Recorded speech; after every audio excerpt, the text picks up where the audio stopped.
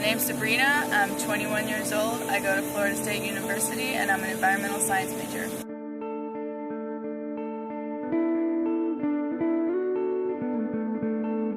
I'd probably say a lot. Yeah? A lot, yeah. Most of the time. I mean, it's sad, but probably about like 5 straight hours of phone usage. I really started liking Instagram more in the past few years. It's really fun to just like put pictures on there. It kind of keeps a like recording of, you know, what you do, your daily life. I also really like Twitter because you can literally follow anyone and people say the funniest things ever. What else? Facebook I'm not really into. Facebook is getting old.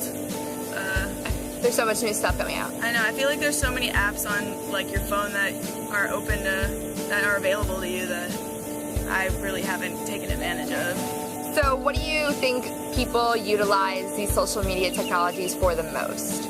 Like what is their main reason for going on them, do you think? Probably just keeping in touch with friends, like far away friends, close friends, to keep things organized. Why do you think people like to use social media so much? And do you think this is a cultural I think it's a cultural thing. Yeah, people are so dependent on their like the internet for social interaction nowadays. Like nobody really has a face-to-face conversation very often anymore, or let alone like talk on the phone or even write letters. Like nobody does that anymore. It's all on your phone. It's so much more convenient. Hell yeah, they do. It's so much easier to hide behind a screen and to be more confident in that sense. Like nobody knows who you are most of the time, or like, you know, you can say a lot of things that you wouldn't be, you know, so confident in saying in person. Has the way that we started talking to each other through the internet and through technology, do you think that's also changed the way that we started speaking to each other in real life, as in like the things that we say? Oh yeah. I mean, there are things that I say all the time that are totally like influenced from the internet, like lol. Who says LOL like out loud? No one. Lol. Whatever. Do you have any more examples of that? Yellow. What? Yellow. Hashtag is huge. I don't know where it came from. It came from Twitter, right? Yeah. And just like, you could literally hashtag anything in your life. Like you could just say it out loud. Hashtag FML. No one talks like that in real life. They shouldn't, at least. And the internet makes it okay.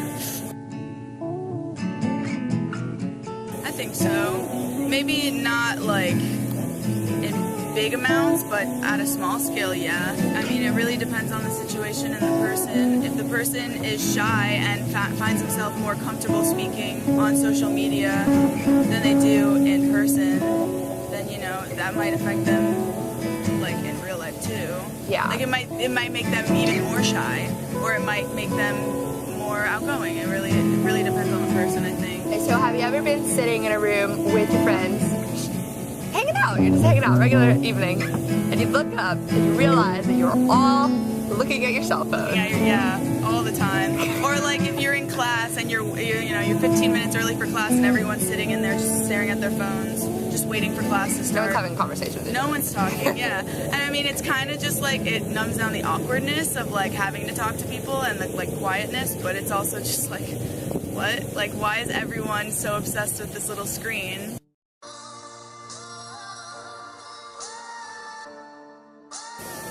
That relationship had to grow, and it grew slowly. Like, to make friends, you had to like take the relationship slow and actually get to know a person. But like, if I meet somebody and I like kind of like them and we share a few laughs, instantly add them on Facebook. So now you're Facebook friends, and then you know you post everything on your Facebook. So now you know everything about this person's life, even if you've only met them like once or twice. Yeah. So like that's definitely like, you definitely know more about a person even if you haven't hung out with them that long. You know, but you don't really know. Yeah, you know, but you don't really know. And that's kind of like also kind of an invasion of privacy. Like, you should be careful with what you're putting out on the internet, because, you know, if you don't want your people that you barely know to know your personal life, then maybe you shouldn't. What kind of impact do you think that these changes are going to have on our society? Definitely our generation is going to see really problematic, or we're going to see a lot of problems in social interactions. We're not going to be able to communicate as effectively as other generations. We're not going to have like the speaking abilities, this, you know, public speaking skills, because people don't need it anymore. You know, you have the internet, you have PowerPoint presentations, you have computer videos. You don't have to do anything yourself anymore. What do you think that the implications of these social changes are going to have on our future generations? So we're the first generation.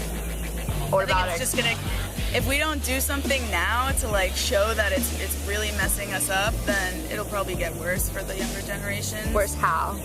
Worse in that their social skills are just gonna go down the toilet. Like, they basically aren't gonna have social skills. Like, all the things that they're gonna know about making friends is gonna be based on what they know from the internet, which is really scary. Like, could you imagine like kids, 5-year-olds using the internet and like going into kindergarten and already having friends on Facebook? Like, what do you need an iPhone for? You're 5. Why do you know what your that best is? friend should be your mom and your dad.